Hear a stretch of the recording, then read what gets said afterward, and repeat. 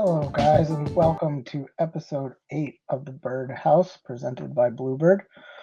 We've got a great show tonight. I appreciate you guys showing up on time.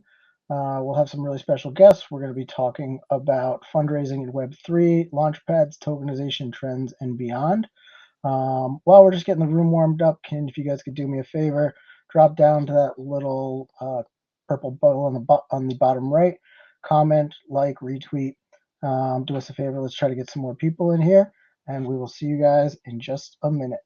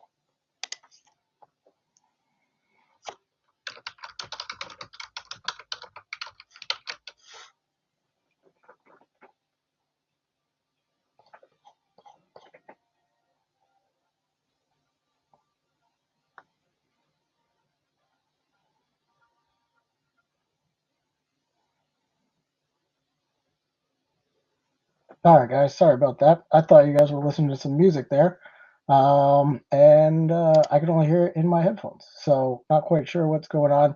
But you know what? At this point, the room's warm. You guys have heard me clicking around on my keyboard long enough.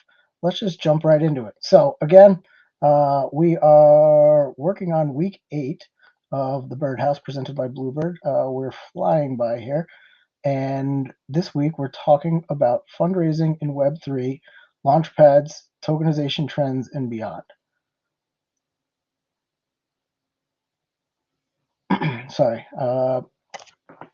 And as always, I'm Mike, Mike Romei, your host. I also do some business development here at Bluebird. Today we're going to have some great guests from Eclipsify. We're going to have Simon Chadwick, the CEO and co-founder, as well as Samuel Hisham, head of business development. So they'll be up here as well as our regular core. We've got Corey, founder at Bluebird. Ian has joined us, and we may have some other guests coming from the team later in the episode if they're able to break free. But again, this is the Birdhouse. We just like to have conversations. We bring in great guests from around Web3 who are doing similar projects or we know throughout the space, and just kind of talk to them about what's going on. So without further ado, I just want to introduce Corey and Ian. How you guys doing tonight? I'm doing fantastic, mate. How about yourself? It's been a pretty good week so far. Can't complain. Went to an event down in Sydney midweek. Was speaking there, so you might see a couple of things on our socials about that, perhaps. But yeah, no, it was a good time all in all, and lots of fantastic connections down there. Awesome, love to hear it. And yeah, I think I saw some behind the scenes photos. Looked like you guys had a great time. I can't wait to see what the community's reaction is and any sound bites that came out from that. Looking forward to it. Ian, how are you doing tonight? Doing good, staying busy and enjoying all the excitement that Corey and our colleague Dave generated earlier in the week at that event. Seems like everybody realizes the need for everything Blubird is offering.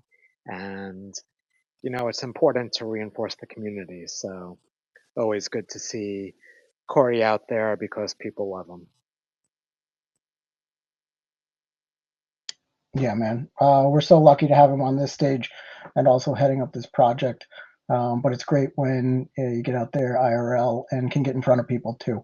So, um, awesome. Well, with that, I want to get right into our guests here. And so they are both joining us today from Eclipse.fi. It's a new era for token launches. Eclipse.fi is a modular launch and liquidity protocol, revolutionizing token launches and supporting innovation across Cosmos and up and coming layers. So first, I just want to welcome Simon, CEO. Simon, how are you? Why don't you tell us a little bit about yourself? Hey, how you doing? Yeah, I'm Simon, co-founder and CEO of Eclipse.fi. I am Australian as well as Corey and Sam are as well, so a bunch of fellow Aussies. But I do live in Bali, so I mean, as standard as any Australian could say, they're in Bali. But yeah, so currently here at the moment, we have the CoinFest event over here. Um, I've been in the space for quite some time. I've been in the space since 2016. I've seen so many trends to even to reflect on. Been through DeFi Summer, been through all the on Ponzi collapses and Terra and everything imaginable. I actually helped to build I built the education for the Terra ecosystem back in the day. And yeah, been building Eclipse.fi for about 2 years now. Um, yeah, so that's a little bit about me. I'm a surfer. I'm a bit of a visionary. I love people. I love communities. I love business development. I love creating new things and new ideas. And I love solving problems. And that's definitely what we're focusing on doing at Eclipse.fi. Awesome. I love that. Um, want to also just welcome Sam to the stage. Sam's head of business at Eclipse.fi. Sam, how are you? Tell us a little bit about yourself. Yeah, doing good. Thanks for having us here today. Yeah, I'm also in Bali at the moment. I've just come across to for CoinFest, so here for the next week, trying to catch up with a lot of investors and projects, and trying to get the take on where their current landscape is across this part of Asia, and then also cruising across to Korea Blockchain Week and Web.8 over in Tokyo as well. So, if able to travel to events for these next couple of weeks, just trying to get the scope on where the market's at.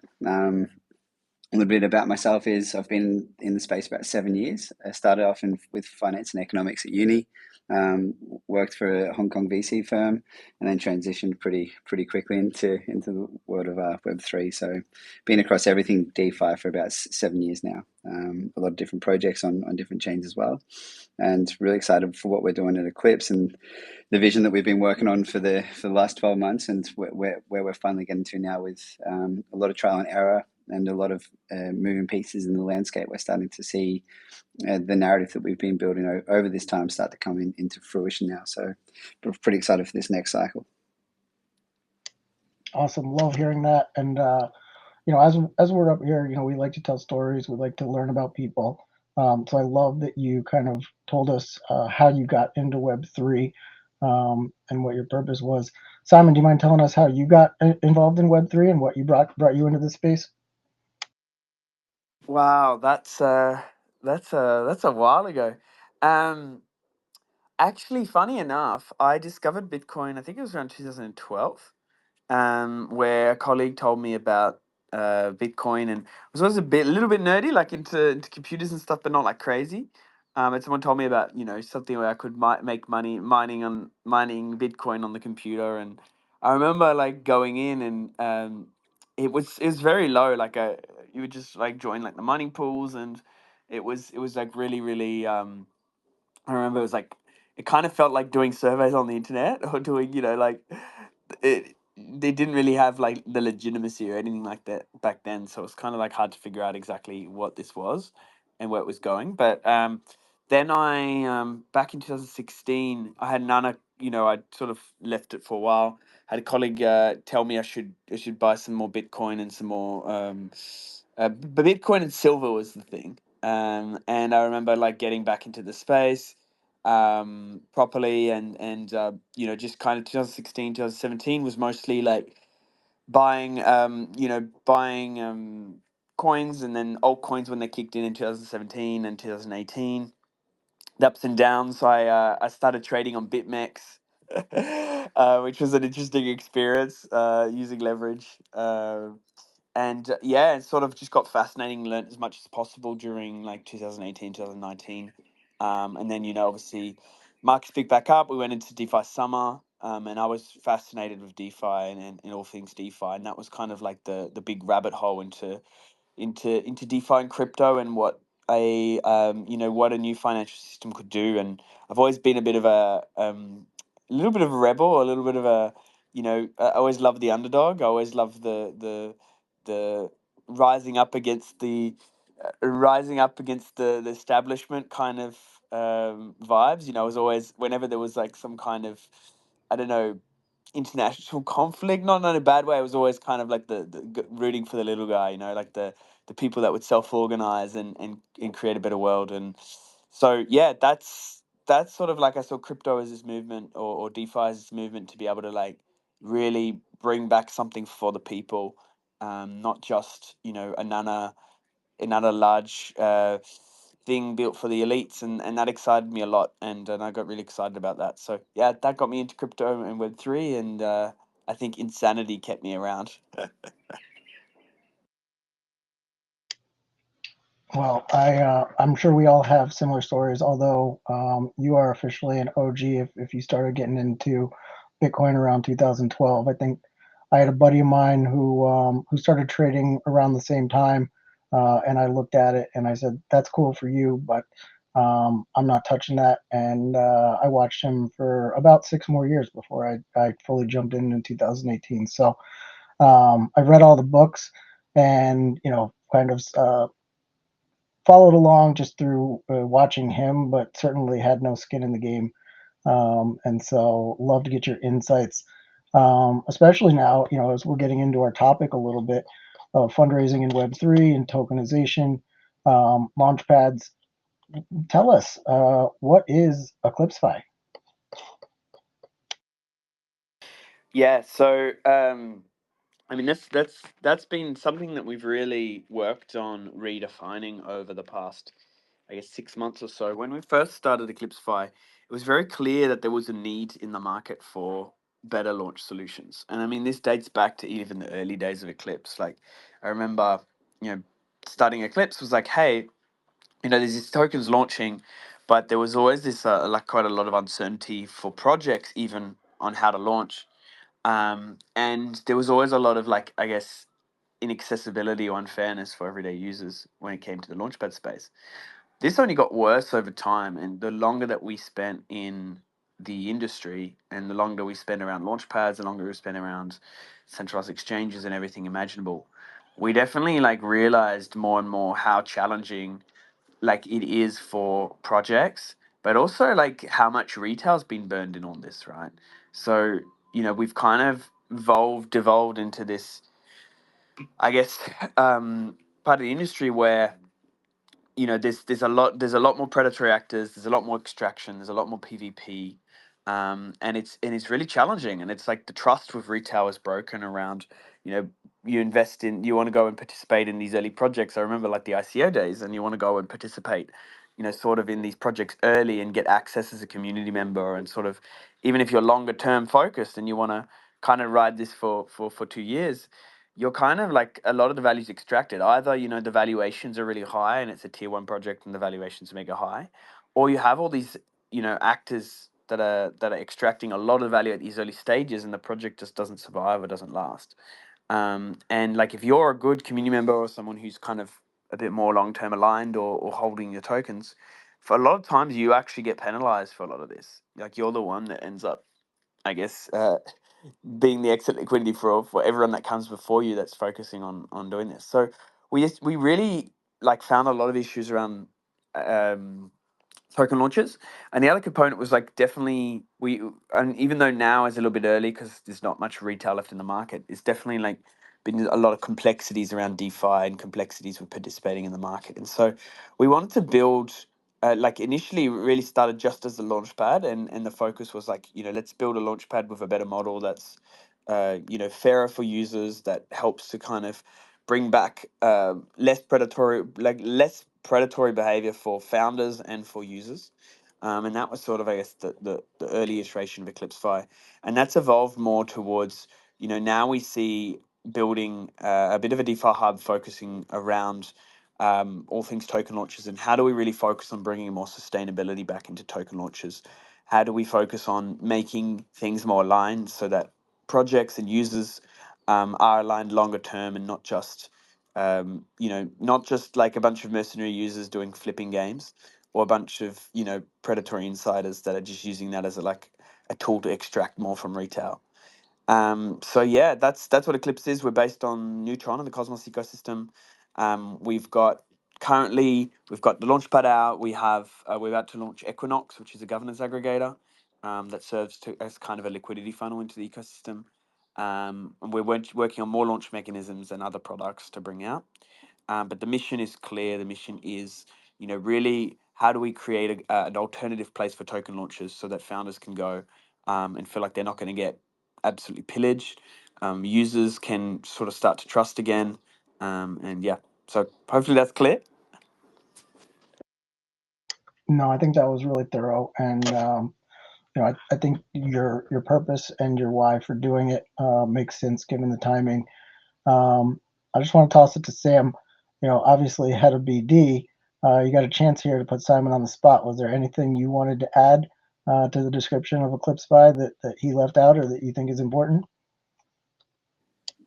No, I don't think so at the moment. Like, it's a pretty clear description of Eclipse. Like, as someone was saying, like, the space is full of predatory actors, and it's a pretty hard landscape to navigate as a project, whether you're Web2 or originally in Web3 trying to get into the space. So it's something where we're looking at it from how do you actually rate, how do you launch a token successfully, how do you sustain that token price, and how do you actually help founders deliver on their promises to the community, and not just bleed community dry of their capital, whilst the founders, or like whilst the team slowly build. So we're looking at really trying to improve the trust in the landscape and trying to bring, I guess, a formal setting into a very informal market at the moment, which is no small feat. It's a pretty big ask. We're basically looking at the very root of the problem and saying that, are we the ones to solve that problem? We think so. And then looking at how we actually do it, and I think that revolves a lot around the community and the partners that we actually do partner with.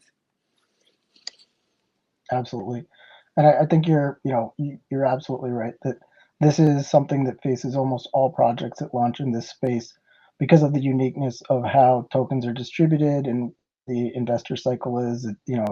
It differs from traditional startup environments, and the expectations are so high when you have to build in public under those new parameters. But it's great to know that you guys are working on something to soften that, to simplify it, and based on your experience and time and space, I think you're probably way ahead of anyone who came in today and realized the same issues, but had no idea where to start. So just great. I love learning about Eclipse.fi and what you guys are doing, how you got here.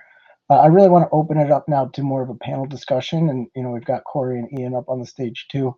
So let's just jump into our topics a little bit, right? So we're here to talk about fundraising and Web3. This is open for any of you, and maybe the Eclipse guys can go first just because they've been talking. But as builders in the space, like, what changes and trends are you seeing fundraising space for VCs, for founders and retail investors? Yeah, I think I can probably start this one off for sure. Can you guys hear me? Sorry, I've just lost connection. I've still got you loud and clear. Perfect, awesome, Bali. I think what there's in the space at the moment, there's a lot of narrative chasing. So it's quite tough when you're being a founder to try and get the fundraising you need if you're trying to actually solve a real issue in the space. Whereas a lot of the VCs in the space and a lot of the guys that are deploying capital, they are trying to chase the same narratives, or trying to chase the new narratives that are going to be bringing as much hype to the space as possible. So what that means is that we've had a lot of pretty heavy push on infrastructure for the last couple of, I'd say, last 12 to 18 months. So there's been a lot of infrastructure projects, and then we had a little bit of DeFi coming back in, and dApps are starting to get built, but it's kind of going from narrative to narrative. So what we're looking at overall is like, well, if we're trying to forget what the hype is at the moment, what is actually needed in the space. And if we look at that as overall, it kind of comes back down to, my idea at the moment is bringing formal businesses into an informal setting, which means I'm pretty bullish on tokenization and RWA. I think that they could be a bit of a savior. When you look at the industry at the moment, there is quite a lot of damage is being done to the retail, and retail is pretty scarce. So if you're trying to have a successful token launch, or trying to build a successful product, and you're relying on community, it's quite difficult at the moment. And I think what that means is that we need to be looking outward to where there's credible businesses that are already established and can actually bring in liquidity and real users back into the space. So it's really looking at that idea of innovation and adoption, which has been trying to be pushed for years in crypto, but not successful just yet. It's still in infant days. So looking at adoption, how do you actually bring that back in, which I think is tokenization and RWA. And that's something that Blubird it can go hand in hand with these projects, with actually getting them on chain and supporting them through that entire token launch, from that account management tokenization aspect. So I'd say RWA and tokenization. Second one for us would be DeFi for sure. AI is going to be an interesting one. There's a lot of copy paste out there, but there's some more interesting projects coming through. GameFi at the moment is probably something we're not too interested in. Still waiting for that narrative to actually stick with a really strong game that probably isn't too focused on blockchain tech and more so on the quality of the game itself, to actually get mainstream adoption. NFTs, I think they're useful as a side project, or as something to help engage with the community, or expand out a product suite. But as a standalone, I'm still yet to see them as a strong case as well at the moment. And SocialFi, I think, will be a big one within Asia as well. I think the Eastern market is still fairly untapped, and to understand how we get into that, I think SocialFi will have a fairly strong play in trying to develop that market. Sorry for the ramble. No, that's great. I mean, you covered a ton of bases, and last week we had the Red Belly Network on, and so we got way deep into RWAs, but so maybe there's stuff. Corey, do you want to take a stab at some of the stuff that you're seeing in the space? Mate, Simon, you didn't really leave much for the rest of us, mate, to expand upon. So, no, you've done good. So I mirror a lot of. I'm sorry, Corey. I think that's perfect. But let's maybe let's pick one and dive into it a little bit, because obviously it's great to list them off, but what is actually there that is leading these trends? Yeah, of course. So as I was saying, I mirror a lot of the thoughts that Simon has in regards to, all of that side. So, I've got a bit of a unique... By the way. That was sorry, Sam, by the way. Sam, sorry. Mate, I always get you two confused. You should know that by now, but you're basically twins.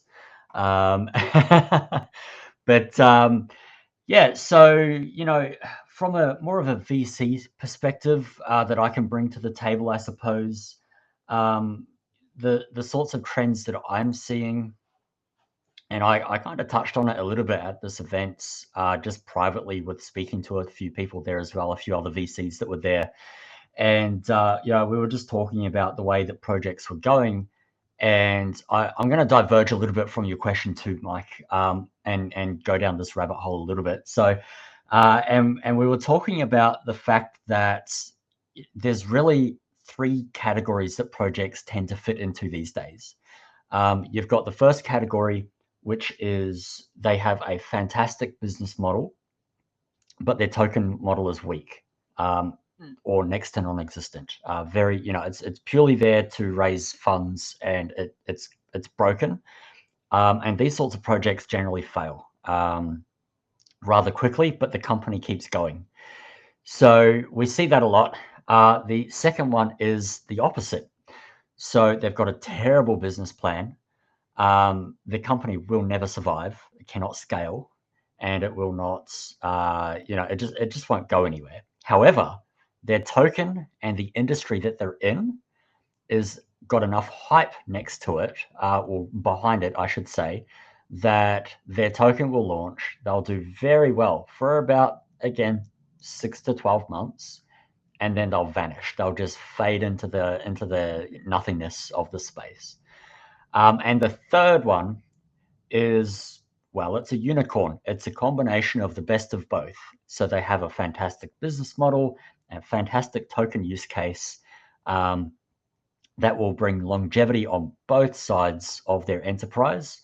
And, that's what all of us as VCs, we're striving to find and support and back those sorts of projects. And I assume, Eclipsefy is looking for those sorts of projects when they're doing their due diligence as well, because, well, firstly, it's who wants to support a garbage sort of project that's just there to raise some capital and go on holiday. But secondly, these are the sorts of things that we want to promote in the space as a whole, because it's only going to make the Web3 community healthier as time goes on if we start to really focus on those more unicorn positioned projects. And I don't mean the term unicorn in the way of like, once in a blue moon style project that's going to go to the moon, but more so a unicorn in the sense of they've actually got a well thought out product and a well thought out token mechanism for that product, and they've got a product market fit on both sides. So unfortunately, that's a unicorn in Web3 space. And whether or not they do well, that's up to the market and their business vernacular to decide. But generally speaking, as a VC, that's where we tend to be leaning more towards as well. Less hype chasing. I mean, look, let's be honest. We'll always chase a little bit of hype. As far as making money goes, it can be a rather quick 5 to 10x or beyond. And that's what a VC's job is to do, is to make money. However, also as, at least with our VC, Andromeda Capital, we like to try and push into this, into those areas and industries that are really going to make a decent impact with what it is that they're trying to undertake. So that's my thoughts on that. Sorry to kind of divert it a little bit there, Mike. I just wanted to quickly just run down that rabbit hole for a minute there and explain about that side. No, I'm really glad you did. And, we don't necessarily ever have to stick to any format here. So whatever's on your mind, hopefully, it spurs conversation, and then others can chime in on those topics. So anybody, just hearing what Corey just said, have anything they want to drop on top? Yeah, no, 100% agree with what you're saying, Corey. And I think, those are really, really important. Like having revenue models, business model, and tokens, and having both working in tangent is super important to like that sustainability.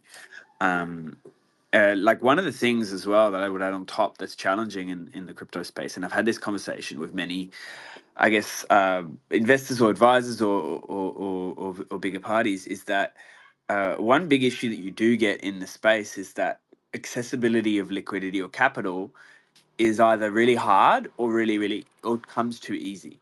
And what I mean by that is that, you do get, I think this has been an issue somewhat in the last, couple years, especially now that you're seeing kind of, you're seeing a lot more like private capital come in, and I guess like businesses that can raise like large amounts of capital in private, is essentially like founders are able to semi-exit before the job's done. And you're seeing this with like tokens. You see this with tokens as well, right? Where you kind of, in the traditional sense, like the IPO is years and years down the line when the company's already hit product market fit and everything. But now, you might have a chain that like, someone builds an infrastructure project or a chain, they raise $50 million or $60 million from VCs. And then, they launch the token, or they might be, I mean, we've seen some instances of founders OTCing before the token launch even happens, and they're sitting on 8 figures as a team. There's no more incentive left. Like, even if they wanted to, like a lot of these teams have basically chopped off their motivation at the legs. And not saying that building a company is all the whole motivation is money based, but when you take a founder who's maybe never seen like that kind of money, and then you suddenly give them pretty much everything, or you give them like a large amount of money in one hit, and they have to keep building the vision. They don't just rug and leave, but they just kind of, the motivation like falls away, like the gas comes off the pedal. And so you do run into those issues a lot, I think, in the space. It's like, where's the, the accountability to keep building or to build things meaningfully and long term that will actually make an impact and hit product market fit, when there's kind of, you see these founders that are starting the next project and they haven't really finished the last project. And I mean, some of them fail for sure, and it's normal for startups to fail, like in Web2. But you do see it. It's like, hey, I'm on our next project, exciting, it's well funded, and the last project is still going, still has community, still has potential, but it's just like a quick move on to the next. So that's also an interesting one, and I think that's definitely an issue in the space. Which is like, it's sometimes easier for these founders definitely to move on to the next thing, or to raise a bunch of money and then just kind of sit on it rather than actually keep building and finish what they started. Yeah, you're absolutely right. And it really is a unique phenomenon, the way this space tends to raise. And you kind of get that 0 to 1 move, normally where you'd be in an incubator before you even go for a pre seed or something. And sometimes the money is more, in one shot than you would get probably in 2 rounds, depending on, how bullish the rest of the market is. So definitely hard for new founders or even established founders to work when the expectations get elevated that quickly right from the get-go. But so as we're kind of continuing, Just before you move on there, yeah, Mike, go for it. I think another struggle that a lot of founders, and why the gas comes off the pedal sometimes, is that they don't realize that when you build in Web3, you need to focus on your community. And that is draining to a founder because they're not, A, prepared for it, or B, they don't know how to do it. So they are going up against wall, that it's, slow going, it's a hard slog.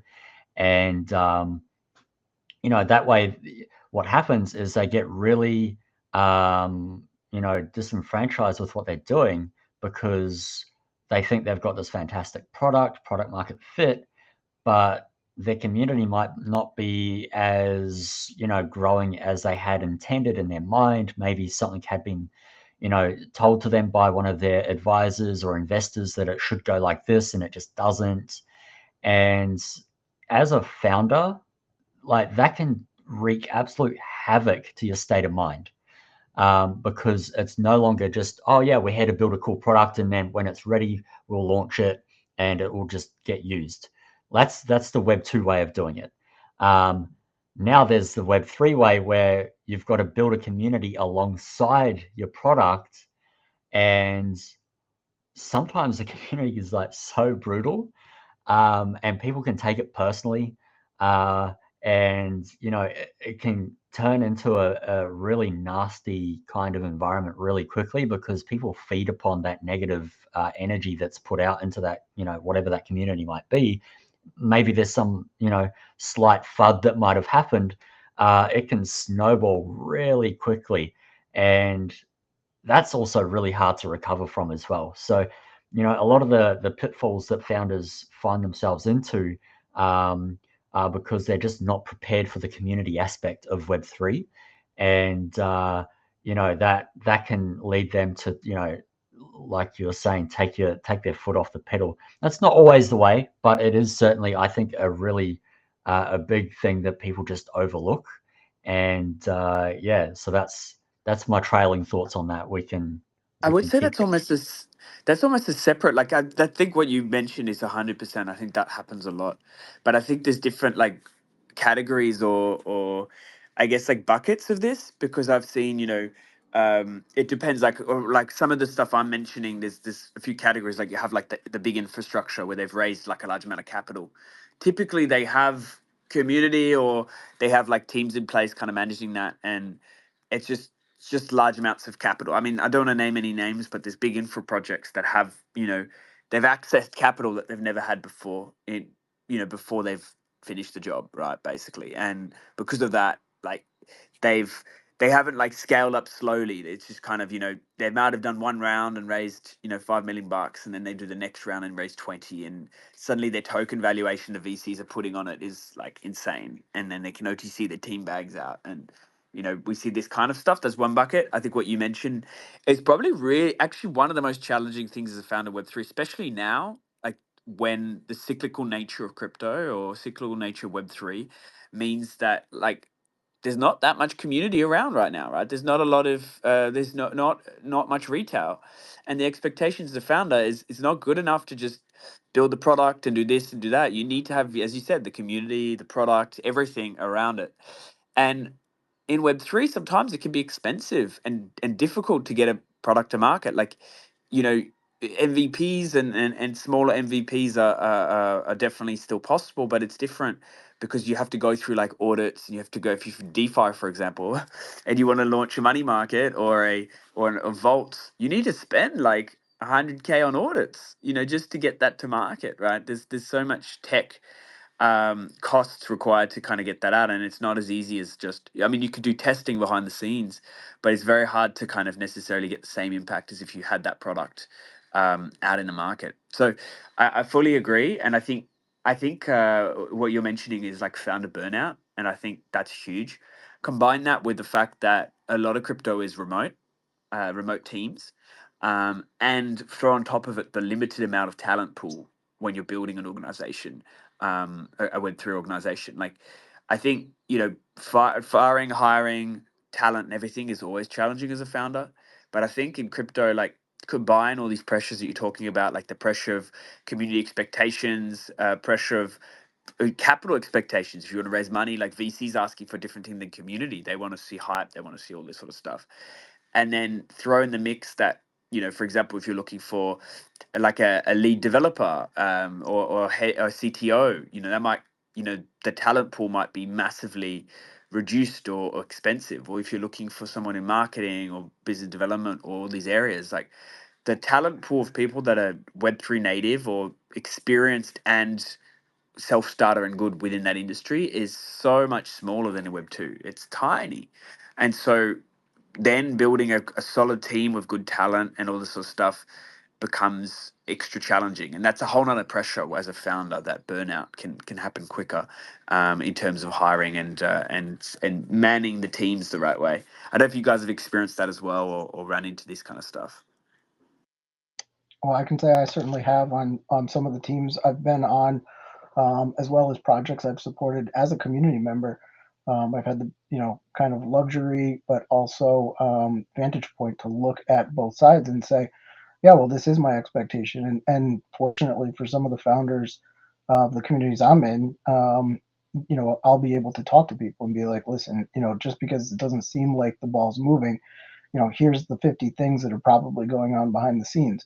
And I just think a lot of people don't have the benefit of that perspective to slow down, and especially in this environment. But I'm really glad you guys layered on, especially from your experience going through multiple cycles, advising on so many projects, and really identifying some of the biggest pain points that building in Web3 has that don't necessarily exist anywhere else. And we're obviously, bleeding edge. Is there any advice that you would give to these founders on how to handle some of those things? I mean, just pick any one of the topics that you feel comfortable on, but what would you tell somebody today that is facing some of this phenomenon that's never been trudged through before? Yeah, that's a hard one. From an advice perspective, I can only maybe speak from personal experience, or maybe some advice to others. Like a couple of things that we identified, like let's say you're a founder now going through the periods that you're going through, like it's very challenging. Like the bear market or down markets, dealing with like roller coasters of emotions around. You might have, crypto's this funny phenomenon where you might have a business model one day, and then the next month it's not valid anymore because the market doesn't allow you that entry. So that's definitely like a hard thing for many people. I think keeping an eye on what matters is, I know it sounds very corny, but keeping an eye on what are the things that move the needle, and being able to quickly, I think for us, being able to adapt to how do we keep the team winning when the external winning is maybe lower, right? You know, as a launchpad, like launches died off. And I think one of the mistakes we did was still focusing on deal flow for a period of time, like heavily. And I think sort of the team got impacted by that in terms of like the deal flow just fell off a cliff completely. And then we're like kind of pushing on that. And then your results start like you're not getting the same feedback loop around take an action, get a result, right? Because the landscapes change very quickly. And then if you focus on that and beat yourself up for that, then you're going to burn it out really, really fast. So I think it's like, how do you kind of reimagine yourself through these periods to focus on how you can win and how you can get small wins incrementally over time? I think is really, really important. And I think as well for us is constantly going back to the drawing board and reimagining ourselves and questioning ourselves, you know, around the positioning that we're in, around the product that we're building, around the users that we have. Like, are we building the right product for the right users? Are we doing our research well enough? Are we wrong on our hypotheses? Has that changed? And I think constantly realigning that center point is really, really key as well, because it allows us to kind of think, okay, you know, are we taking actions that will have maximum impact when the market picks back up, or what, how much, you know, what can we do right now that gains territory and ground even when the market is slower? So that's just a couple portions, I think, of this whole equation, but there's a lot, I think, internally that has to kind of come in to be able to realign during these times and to avoid these pitfalls. Great. I appreciate that follow-up. Corey, anything to add? I just want to add, I'd love to add something there for sure. Yeah, go for it. I think just adding on to what Simon said there was also it's like for the last probably 6 months before we've gone through this dry spell and deal flow, I was having like 10 calls a day with different projects, and the one recurring theme for all these projects, it didn't matter if they were very good builders or average, was that they weren't focused on marketing as much, and it's something that's very easily overlooked in our market. You might have a team of like very high credentials that everyone claims ex Google, but they might be ex Google builders, and they're across. They build out a really neat product, and they've got a good product go-to-market strategy. But when it comes to the actual token, or when it comes to the community, it's like how they're actually going to deliver it and how they're going to make sure it survives. And there's a dependency on KOLs or on Launchpads or on community engagement platforms and user farming to be able to tick those boxes. It's something where it's a lot of projects are trying to chasing the same pathway, which might not necessarily be the right pathway to chase. So they're going after the tier one KOLs that don't actually bring any strong engagement for their platform, don't really bring any new users, but do bring a lot of sell pressure for the token upon launch.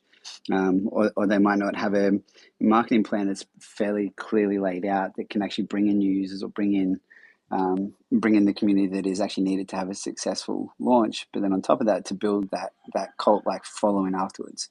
And it's probably something where, as Corey was saying, you've got people that are coming into the industry that know how a regular business model works, and know how launching a company should work, but they don't actually understand that Web3 is a different beast, and there is a lot of extra attention needed for that marketing push there. And the hardest part about that is that marketing narrative and what you need to be doing to be surviving in this industry. It changes it every few months. So trying to keep your finger on the trigger is one thing, but being able to actually pull the trigger on the other side is another thing. And I think it's a really, really big challenge. And there is no set formula there.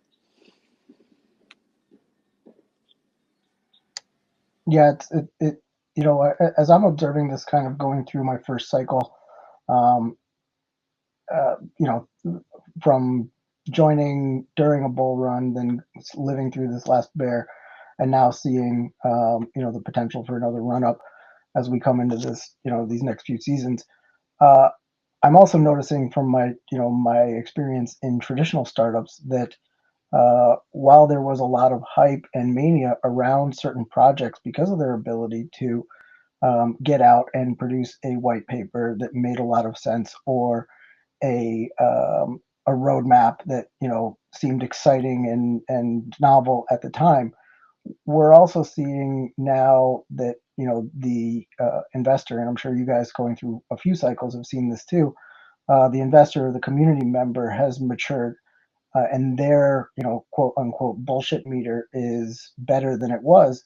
But I think what we also are seeing is that there are things that have been built over the last 2-3 years that are actually tangible.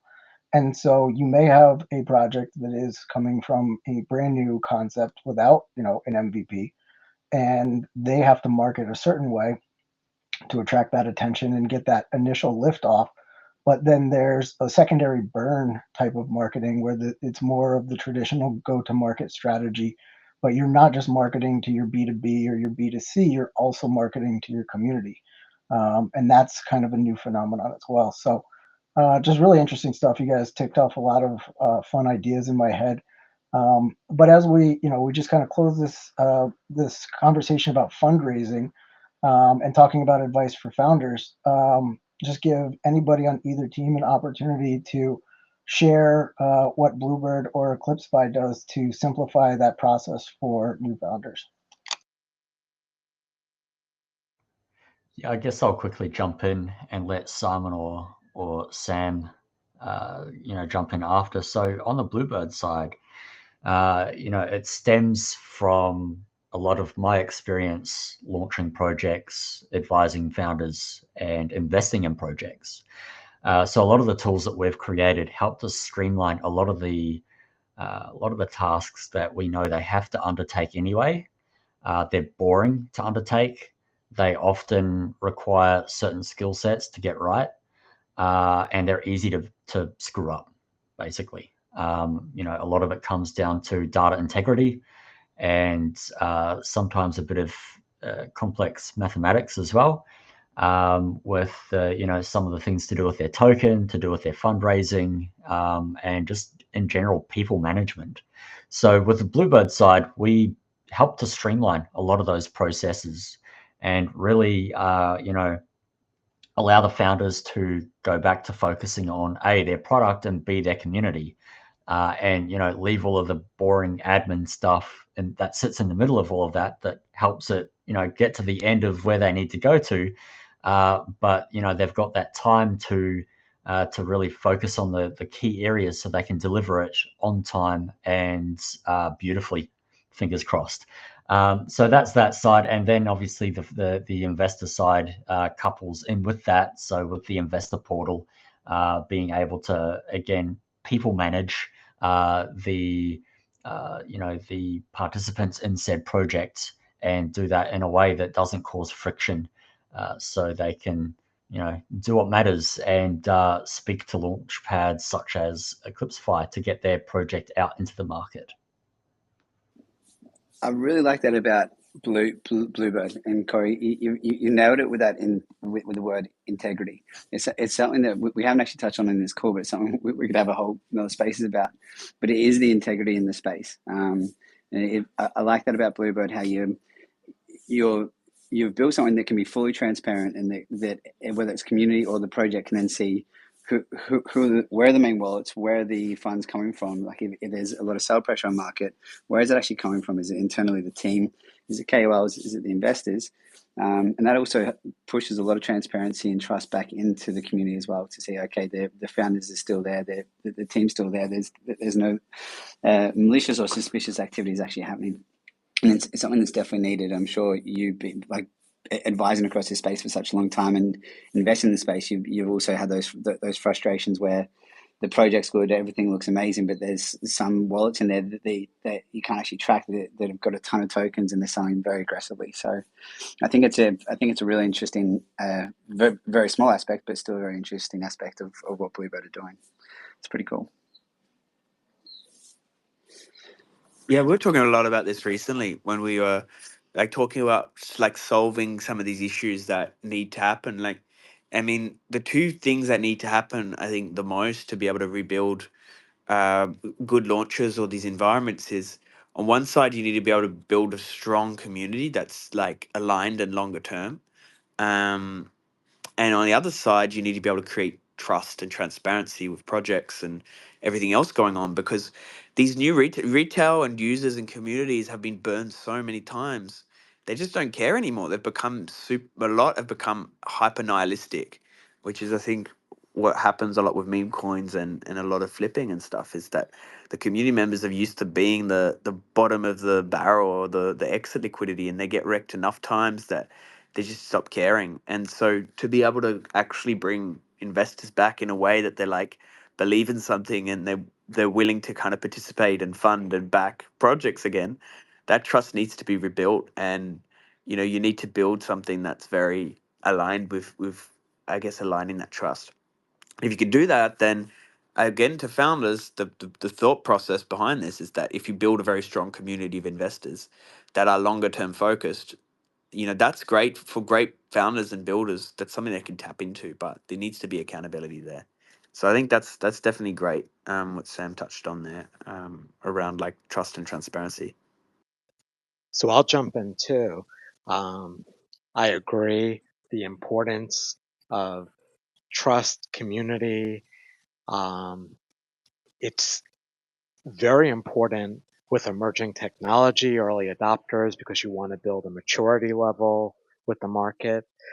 Simon, I did remember when you were giving your introduction how you highlighted your focus on education earlier in your career. And I think that's an incredibly important component for everything happening in Web3 now. So I'm just curious, how do you look at education as well? So education I see as a part of the puzzle. I don't think it's the full. Like, I learned this the hard way around. In the last cycle, I spent a lot of the time working to educate to help people avoid getting burned. So it was like a lot of it was focused on, I'd seen what happened in previous cycles. I knew that retail would get hurt, by a lot of things happening, and some of it's unavoidable at the pico top, but I set out on the mission to, like, how do I help make this more understandable, and how do I help make this easier for users to kind of avoid like those big pitfalls, which, crazy enough, came in ways that I never thought would happen. Even like Celsius and FTX and stuff like that. I could have never predicted that some of those things would happen, and retail got burned in a really hard way by things that didn't seem super abnormal, right? It didn't seem like, the OMS and the giant things that pay 10,000% APR. Like, you're like, okay, yeah, it's somewhat expected, but the stable centralized entities, and we knew, like, I always talked about like centralized entities not being safe because you've never got control of your own funds, but never expected to happen in that way. From an education standpoint, I think it goes alongside building systems that open up trust.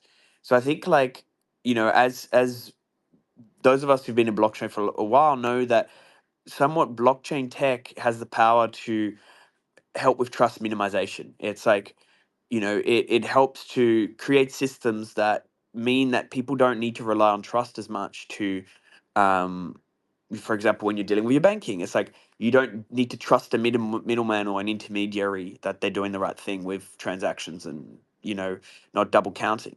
So blockchain really removes that need for trust in intermediaries.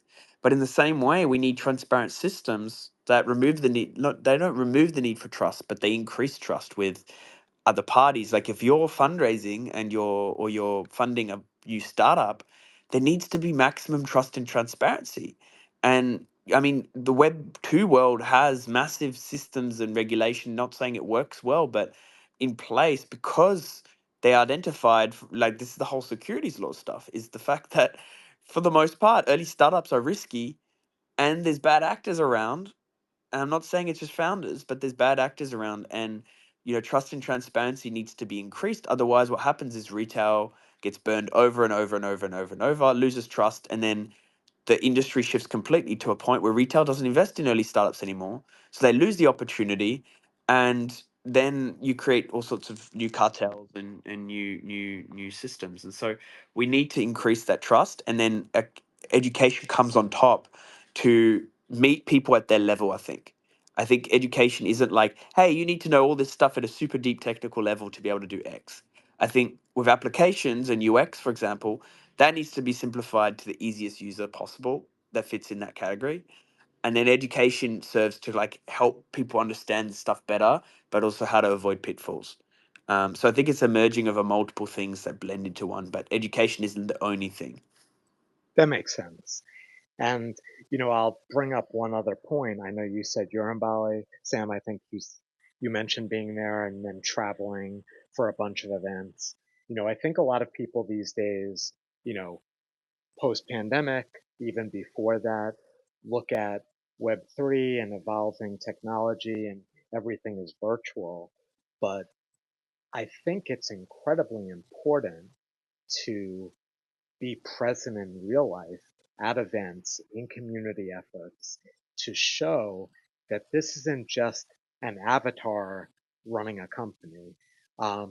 What do you guys think about that? Do you think the presence in real life events is even more important now? To me, I see it being incredibly important so that it's not just a virtual thing.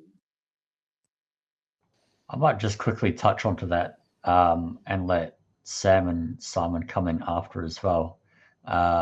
So, and purely because 2 days ago I was just at an event, and and obviously Sam and Simon, you're currently at one. I got invited to CoinFest, but there was a conflict. I didn't want to fly down to Sydney, come back up, and then the same day fly back out to Bali. That would be a little bit too hectic, even for me. So unfortunately, I can't go hang with you guys, but I would have liked to have, that's for sure. But from the event that I was at the other night, there was about 80 people that went, which is a really good turnout because it was their first time hosting one of those sorts of events. And we had a fantastic mix of project founders, VCs, service providers, and the likes. And there was a couple of projects speaking. There was a bit of a panel where they had some, much in the way like what we're doing tonight / today here, with just discussing some relevant topics. And everybody stayed well until the evening on a weeknight. And it was really such a an engaging sort of place to be, where during the times where I guess there wasn't these people talking and such, it was a bit of a networking time going on. Not only am I proud to say that we got swamped at this event once we had spoken about Blubird, but the people, the kinds of people that we were talking to are absolutely amazing people that would have otherwise just never have crossed paths with. We had some guys from more of the Web2 space there. They were just curious. We had some people from, logistics and other sort of industries there. And, just like the conversations that we had, we just would never have had those otherwise.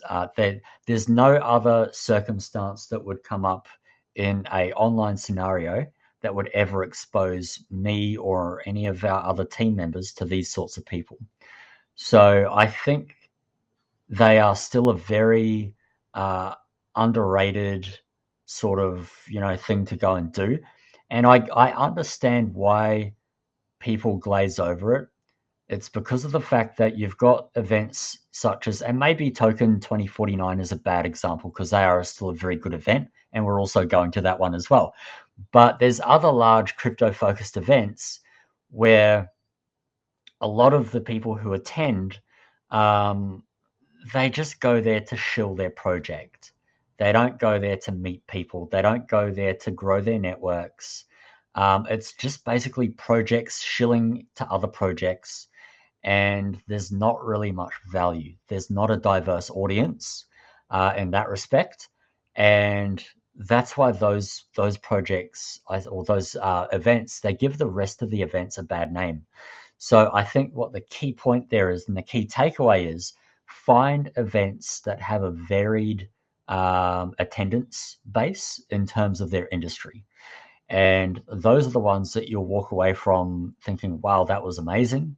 I want to go back. I can't wait for the next one, and everything else that goes in between. So that's and to be honest, that was also one of the first times that I was publicly speaking at at one of these events. So as someone who's inherently shy, not that you might be able to tell from a Twitter space, but I'm rather introverted as a person, and I don't exactly jump for joy at the thought of talking in front of a crowd of people. So I'm absolutely glad that I did it though. Very amazing experience. I'm actually very keen to do it again. And look, I'm not at the point where I'm, on a TED talk on a stage with one of those little earpiece microphones, but give me another couple of months and I might be. But I think putting yourself out there as a founder and just as a person in general, it needs to happen, and no one wants to do it, but you have to do it to grow as a founder, and also just to grow as a person.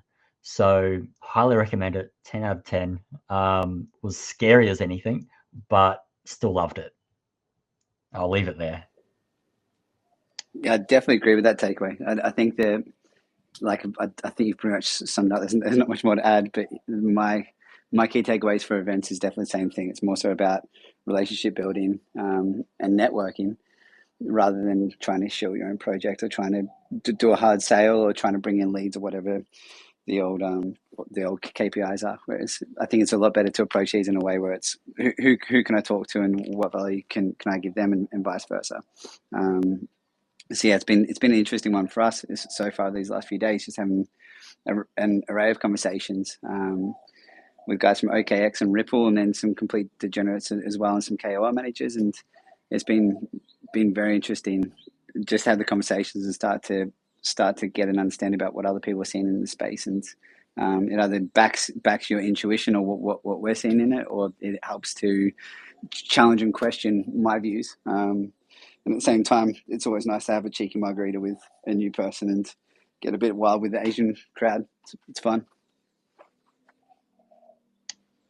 I think you nailed it right there. I mean, it's absolutely fun, right? And Corey, I love you sharing kind of your personal perspective. I too am more introverted, and for a long time, the idea of being in front of an audience or even doing a business presentation just made me cold sweat instantly. But I will say, in this space, especially with these communities, like-minded people that want to see so many people succeed, it almost becomes addictive to get into these spaces, and I look forward to the opportunity to go talk in front of a live group and and do a presentation that way. So hats off to you for doing that, and anyone who's here that wants to give it a shot, I just highly recommend you do. So great to hear it from these founders, and yet at the same time we can all take something away from this, because it really is a valuable skill to be able to get up and effectively communicate your ideas to a large audience without hesitation. So wasn't even on the bingo card for today, but really psyched we kind of got into that. I know we are over an hour in, and so I want to be considerate of everyone's time. Simon and Sam, thank you guys so much for joining us. Sometimes we do go a little extra, and so we had a whole section that we were going to kind of dive into about sectors and narratives. I think we touched on a lot of the ideas, maybe as we got into the talking about the trends in fundraising and through what Corey was talking about. So at this point in the show, I really just like to thank our guests and give everybody who participated in the panel an opportunity to kind of tell us one thing. Maybe there was a topic that you thought was important. Maybe there's something about your project that you would like to get out. So we'll just run around the room, kind of do our final goodbyes. But Sam, was there anything from today that you wanted to touch on, or that came up that you wanted to reemphasize as we do our parting goodbyes? Probably not. I think it's been a good chat overall. I just emphasize that I'm very bullish on Blubird. I think what you guys are doing is it's a well thought out product. It's something that's definitely needed in the space, and it can be applicable to a lot of different projects and investor needs. So I think overall you're definitely on the right path, and I'm pretty excited to be part of that journey, and I'm very happy that Eclipse can support for what's coming up next. Awesome, Sam. Well, thank you so much for being here, participating with us. Ian, I'll toss it to you real quick. Yeah, I mean, I just learned a lot. It was great to listen and learn. You know, you saw I was pretty quiet for most of this just because I appreciated all the insight coming from Corey, Simon, and Sam. But, you know, like last week we talked about real world assets. I think this week we really focused on real world relationships. So looking forward to staying in touch with you guys and doing more together. No, really fascinating too that you bring up the real world relationships aspect of it. And I think we're at a really interesting point in time where, you know, COVID and everybody isolating forced a lot of new technologies on us.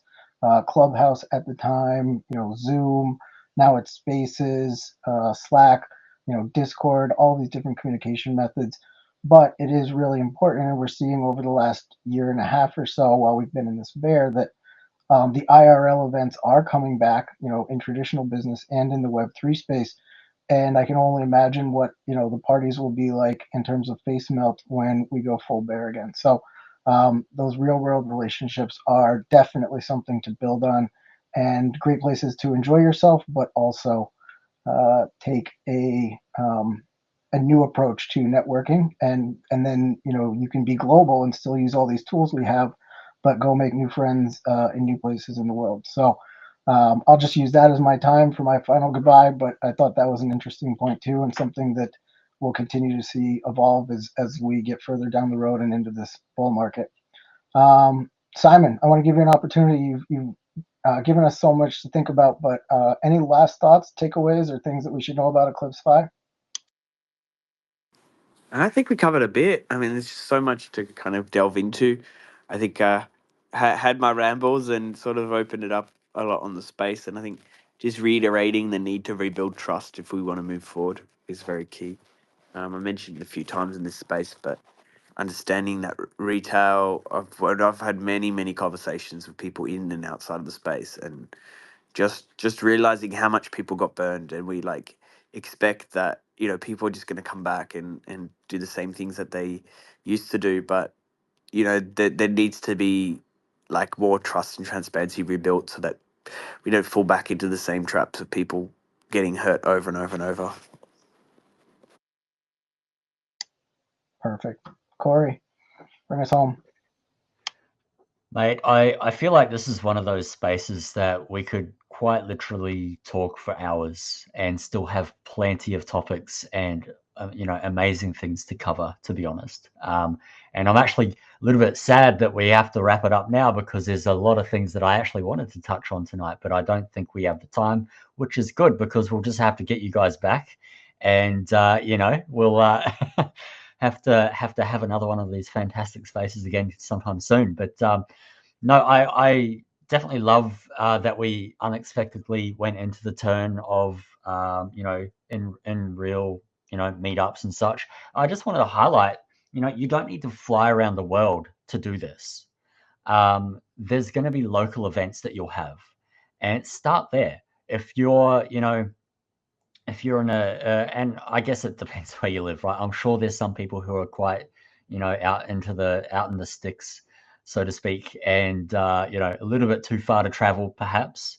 But you know, even if it's just once every month or once every couple of months that you go into the big smoke and, you know, go to a local meetup, see who's around that you might not have otherwise you know, met, because at the end of the day you share a common interest. And you know, even if you don't have much else in common, you know, the love of Web3 and everything that we're doing in this space is certainly something to gravitate towards.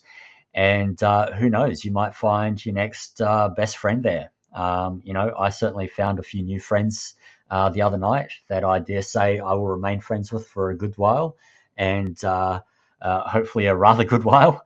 And yeah, so I can't stress that enough, of like, even if you're an introvert like myself, bite the bullet and go out and just even if you just don't say anything, just be there and soak up the atmosphere. That's perfect. Corey, with the big market tease, in terms of getting these guys back on, and now my brain is just spinning with all the different directions that the conversation could go and all the other questions you had. So next time I'm just going to go on mute and let you run the show, and you can just jump into the conversation. But Simon, you did talk about trust. I think a lot of us got into this space because we realized that there was a better way to trust and to do business globally, locally, and that the blockchain provided that peer-to-peer and that trustless system. But I think it's great that there are founders like you and Corey and teams and projects that are taking those lessons and finding ways to bring it forward. So I will just remind everyone who's listening now, listening back on the recording on Twitter or X, follow these guys. Let's get them back in the room with us sooner than later. Simon, Sam, the invitation is always open. We run this show weekly. It's 8:30 p.m. Eastern in the U.S. I think it's 10:30 AEST, if I got that right. And so come join us if you're ever available. We'd love to have you. Just jump in on the panel, throw your hand up, we'll get you up. But honestly, guys, follow these guys. They're legends. Follow Eclipsify. If you have questions for them, I'm sure their Discord is active. Get in there, DM them on X, and let's definitely set that up. I look forward to us all bringing it back next week for episode 9 of the Birdhouse, presented by Blubird.